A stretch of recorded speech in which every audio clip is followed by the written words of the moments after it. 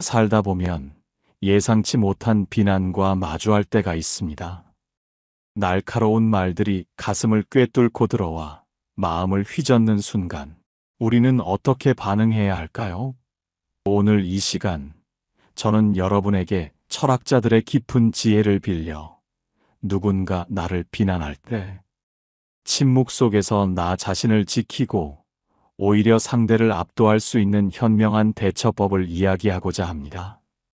비난은 마치 들판에 거친 바람과 같습니다. 때로는 작은 풀잎을 흔들고 때로는 거대한 나무를 뿌리째 뒤흔들기도 합니다. 하지만 진정으로 단단한 뿌리를 가진 나무는 어떤 바람에도 굴하지 않고 굳건히 제자리를 지키는 법입니다. 우리는 바로 그러한 나무가 되어야 합니다. 타인의 비난에 흔들리지 않는 굳건한 내면의 힘을 기르고 오히려 그 비난을 통해 우리 자신을 더욱 성장시키는 지혜를 배워야 합니다. 이 이야기가 여러분의 마음에 평온과 단단함을 선물하기를 진심으로 바랍니다. 지금부터 시작합니다. 비난의 화살이 날아올 때 우리는 대개 두 가지 반응을 보입니다. 하나는 즉각적으로 반박하거나 싸우려는 태도이고, 다른 하나는 마음속으로 움츠러들며 상처받는 태도입니다. 하지만 철학자들은 우리에게 또 다른 길을 제시합니다. 그것은 바로 침묵이라는 강력한 무기를 사용하는 것입니다. 침묵은 단순히 아무 말도 하지 않는 것을 넘어섭니다. 그것은 깊은 성찰과 고요함 속에서 나오는 현명한 전략입니다. 때로는 아무 말도 하지 않는 것이 가장 강력한 말이 될 수 있습니다. 왜냐하면 침묵은 상대방에게 생각할 시간을 주고 자신을 돌아보게 하며 동시에 우리 자신을 감정적인 소용돌이로부터 보호하기 때문입니다. 비난에 즉각적으로 대응하는 것은 종종 감정적인 싸움으로 이어져 상황을 더욱 악화시킬 뿐입니다. 하지만 침묵은 우리에게 한 발 물러서서 상황을 객관적으로 바라볼 여유를 줍니다. 발타자르 그라시아는 현명한 처세술을 통해 인간관계의 지혜를 가르쳤습니다. 그는 모나지 않고 둥글게 자신의 이익을 챙기되 이기적으로 보이지 않는 대화법을 강조했습니다. 비난에 직면했을 때도 이러한 중용의 태도를 유지하는 것이 중요합니다. 적대적이지 않으면서도 우호적인 태도를 유지하여 상대방이 자신을 함부로 대하지 않도록 하는 것, 이것이 바로 침묵이 주는 힘입니다. 자신의 감정을 통제하고 상황을 냉정하게 분석할 수 있는 능력은 비난을 현명하게 대처하는 데 필수적입니다. 또한 그라시아는 자기 자신에 대한 말을 아끼고 상대방의 입장을 고려하여 신중하게 말하는 것을 중요하게 생각했습니다. 비난하는 사람 앞에서 자신을 변명하거나 감정적으로 격앙된 모습을 보이는 것은 오히려 그들의 공격에 빌미를 제공할 수 있습니다. 대신 침묵함으로써 우리는 상대방의 말이 어디로 향하는지, 그들의 진정한 의도가 무엇인지 파악할 시간을 벌 수 있습니다. 과장하지 않고 험담을 피하며 신중한 언행을 유지하는 것은 비난의 상황에서 우리 자신을 보호하고 품위를 지키는 중요한 태도입니다. 자신의 견해를 지나치게 내세우거나 재능을 과신하여 자랑하지 않는 겸손한 태도 또한 필요합니다. 소크라테스는 너 자신의 무지를 알라는 깨달음을 바탕으로 당대 지도자, 시인, 장인들의 무지를 드러냈습니다.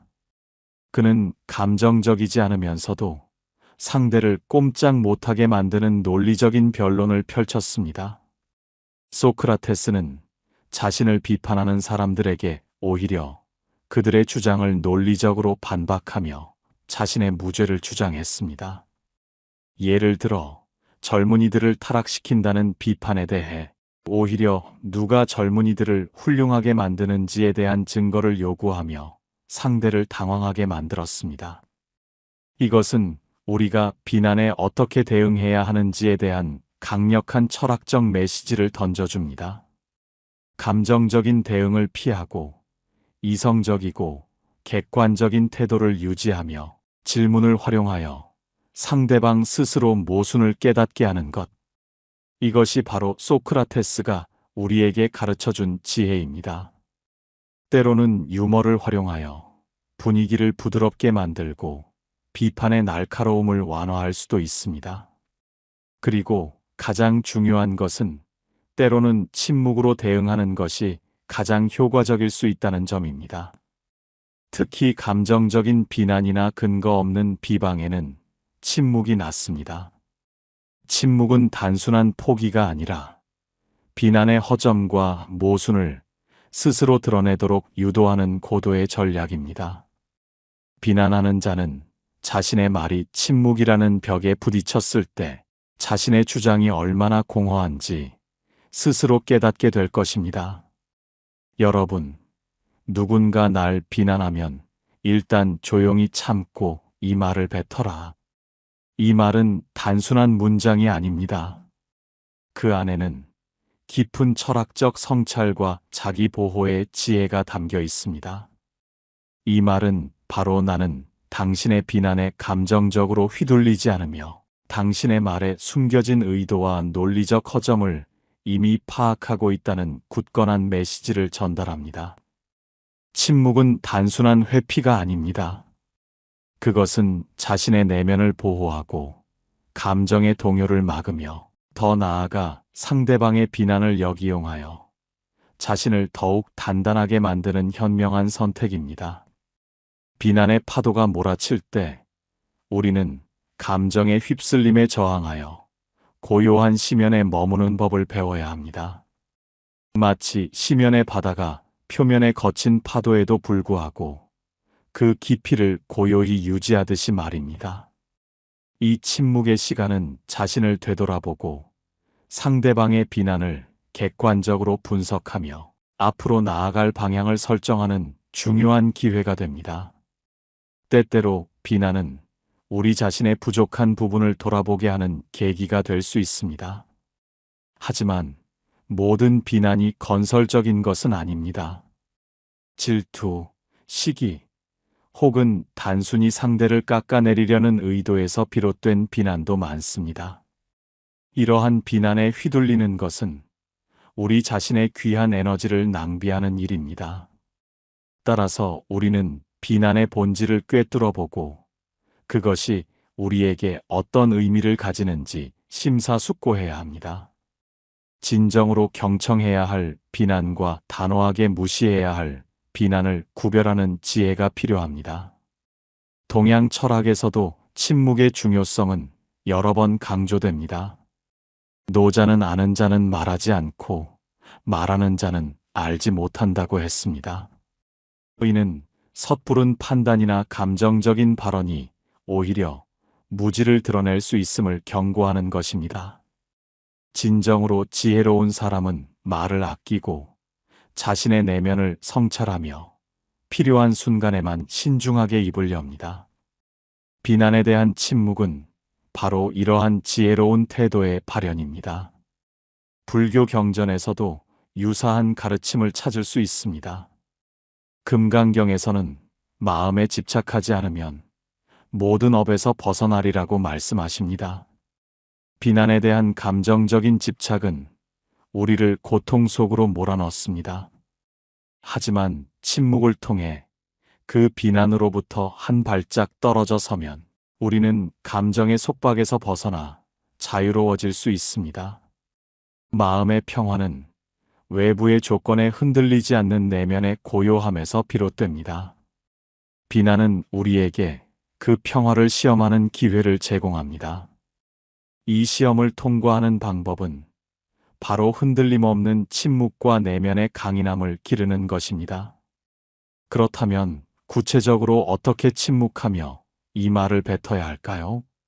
첫째, 감정적인 반응을 보이지 마세요. 비난을 듣는 순간 우리의 본능은 방어적이거나 공격적으로 변합니다. 하지만 잠시 멈추고 심호흡을 하며 자신의 감정을 알아차리세요. 화가 나거나 슬프거나 억울한 감정을 느끼는 것은 자연스러운 일입니다. 하지만 그 감정에 즉각적으로 지배당하지 않는 것이 중요합니다. 마치 강물이 흐르듯이 감정이 흘러가도록 내버려 두고 그 감정의 파도에 휩쓸리지 않도록 자신을 붙잡으세요. 둘째, 상대방의 비난을 끝까지 경청하세요. 비록 그 내용이 불쾌할지라도 상대방의 말을 중간에 끊지 않고 끝까지 듣는 인내심이 필요합니다. 이는 상대방에게 존중을 표하는 동시에 그들의 주장에 숨겨진 의도나 논리적 허점을 파악할 수 있는 기회를 제공합니다. 비난하는 사람은 종종 자신의 말이 얼마나 타당성이 없는지 스스로 깨닫지 못합니다. 우리가 침묵하고 경청함으로써 그들은 스스로의 말에 갇히게 될 수 있습니다. 셋째, 논리적인 허점과 모순을 찾아내세요. 소크라테스가 그러했듯이 감정적인 대응 대신 이성적인 분석을 시도하세요. 비난의 근거는 무엇인지, 그 비난이 합리적인지, 혹은 감정적인 분노나 오해에서 비롯된 것은 아닌지 꼼꼼히 따져보세요. 비난하는 자는 종종 자신의 주장에 대한 명확한 근거 없이 감정적인 격정만을 쏟아낼 때가 많습니다. 그들의 말이 엉성하고 비논리적일수록 우리의 침묵은 더욱 강력한 무기가 됩니다. 넷째, 당신의 침묵이 상대방의 감정적인 비난을 흡수하고 소멸시키는 방패가 되게 하세요. 비난은 마치 불꽃과 같습니다. 우리가 기름을 붓지 않으면 언젠가는 스스로 사그라들게 마련입니다. 침묵은 바로 그 기름을 붓지 않는 행위입니다. 상대방이 아무리 거친 말을 쏟아내더라도 우리가 감정적으로 동요하지 않고 침묵으로 일관한다면 그들의 비난은 결국 허공에 흩어지는 메아리가 될 것입니다. 그리고 그 침묵의 시간이 충분히 무르익었을 때 우리는 준비된 한마디를 뱉습니다. 나는 당신의 비난을 들었으며 그 비난 속에서 나의 모습을 되돌아보겠습니다. 하지만 당신의 말이 진정으로 나를 위한 충고인지 아니면 당신의 감정적 분출인지에 대해서는 좀 더 깊이 생각할 시간이 필요할 것 같습니다. 나는 나의 삶의 주인이기에 나의 가치를 스스로 판단할 것입니다. 이 말은 단순히 비난을 묵살하는 것을 넘어섭니다. 이는 상대방의 비난을 수용하는 듯하지만 동시에 그 비난의 진정성과 합리성을 검토하겠다는 의지를 표명하는 것입니다. 그리고 결정적으로 자신의 가치를 타인의 비난에 의해 좌우되지 않겠다는 확고한 선언입니다. 이 말은 당신이 비난에 대해 충분히 생각하고 있음을 암시하며 동시에 상대방의 비난이 당신에게 큰 영향을 미치지 못함을 보여줍니다. 또한 당신의 삶과 가치 판단의 주체가 당신 자신임을 명확히 함으로써 상대방에게 함부로 당신을 판단하거나 비난할 자격이 없음을 간접적으로 전달합니다. 이 짧은 한 문장 안에는 발타자르 그라시안의 중용의 대화법, 소크라테스의 논리적 비판 수용 및 반박의 지혜, 그리고 궁극적으로 자기 자신을 지키는 단단한 철학이 응축되어 있습니다. 이 말을 뱉기까지의 침묵은 단순한 정적이 아니었습니다. 그것은 비난의 파도를 잠재우고 자신의 내면을 성찰하며 상황을 객관적으로 분석하는 시간이었을 것입니다. 이 침묵을 통해 당신은 감정적인 동요에서 벗어나 이성적인 대응을 준비할 수 있었습니다.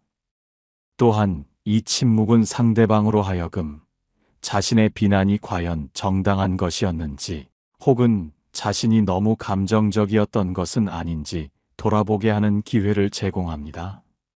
비난하는 사람은 대개 상대방의 즉각적인 반응을 기대합니다. 하지만 침묵은 그 기대를 무너뜨리고 예상치 못한 상황을 만들어냅니다. 그리고 당신이 내뱉는 한마디는 그들에게 깊은 인상을 남기며 당신의 단단한 내면을 느끼게 할 것입니다. 이 말을 통해 당신은 비난의 대상이 아니라 비난을 초월하여 자신의 주체성을 확고히 하는 존재로 다시 설 수 있습니다. 동양의 고전에서도 우리는 이와 같은 지혜를 발견합니다. 상선약수, 즉 최고의 선은 물과 같다는 노자의 가르침처럼 물은 모든 것을 포용하면서도 자신의 형태를 잃지 않습니다. 물은 어떤 그릇에 담기느냐에 따라 그 형태를 바꾸지만 그 본질은 변하지 않습니다. 비난의 상황에서 우리는 물처럼 유연하게 대처하면서도 자신의 본질과 가치를 굳건히 지켜야 합니다. 비난이 쏟아져도 마치 물이 바위에 부딪혀도 부서지지 않고 흘러가듯 우리 또한 감정에 휘둘리지 않고 본연의 평온함을 유지해야 합니다. 또한 불교의 가르침 중에는 인욕바라밀이라는 것이 있습니다. 이는 참고 견디는 보시를 의미하며 모든 번뇌와 고통을 인내함으로써 해탈에 이르는 수행법 중 하나입니다. 비난을 참는 것은 단순히 고통을 감내하는 것을 넘어 자신의 내면을 닫고 평화를 얻는 고귀한 수행이 될 수 있습니다. 비난의 순간은 우리에게 인욕바라밀을 실천할 수 있는 기회를 제공합니다. 이 인내의 과정을 통해 우리는 감정에 대한 통제력을 기르고 내면의 고요함을 더욱 깊이 이해하게 됩니다. 이 모든 지혜는 결국 우리 자신을 더 깊이 이해하고 사랑하는 것에서 시작됩니다. 자신을 존중하고 자신의 가치를 확고히 하며 타인의 말에 쉽게 흔들리지 않는 단단한 내면을 기르는 것. 이것이 바로 비난의 화살로부터 자신을 보호하고 오히려 그 비난을 성장의 자양분으로 삼는 진정한 방법입니다. 친한 관계일수록 우리는 비난에 더욱 취약해지곤 합니다. 사랑하는 사람의 비난은 때로 칼날보다 더 깊은 상처를 남깁니다.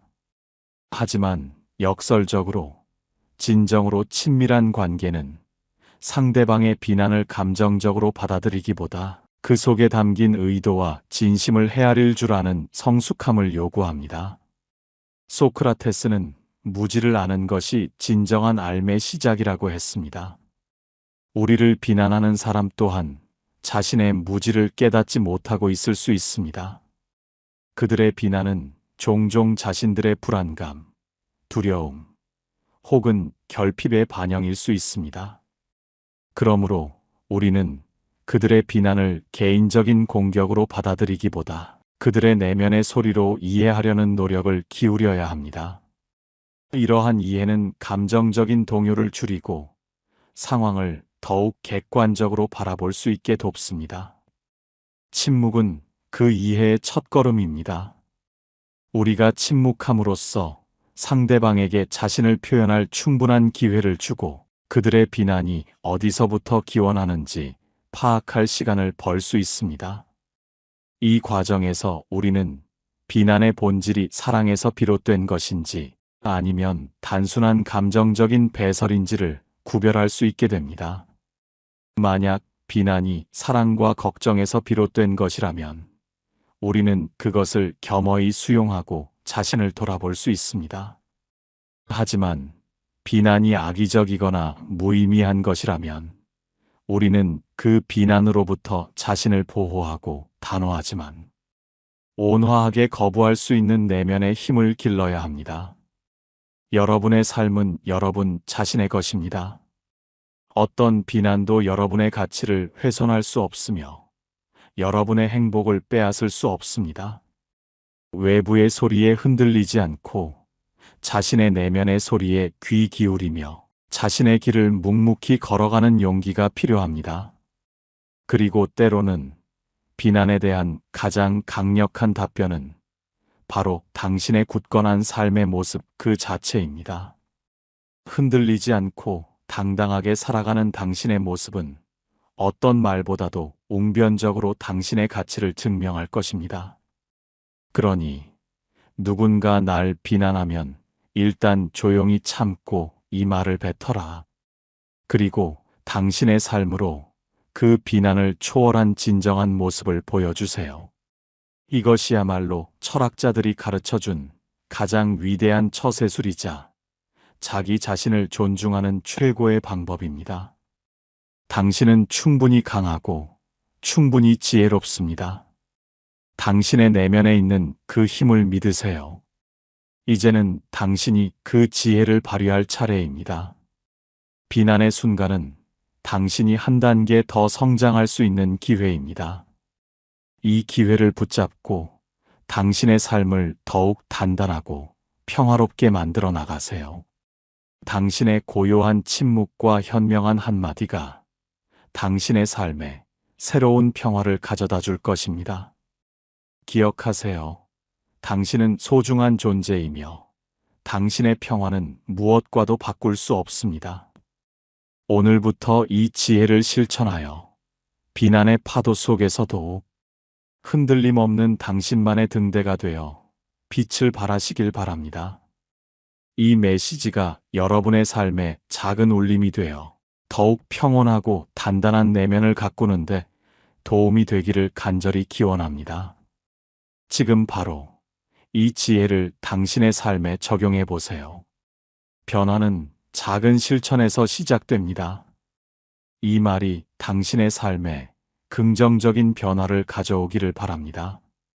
당신은 충분히 지혜롭고 강인한 존재입니다. 비난 앞에 당당히 서세요. 그리고 침묵 속에서 당신의 진정한 가치를 빛내세요.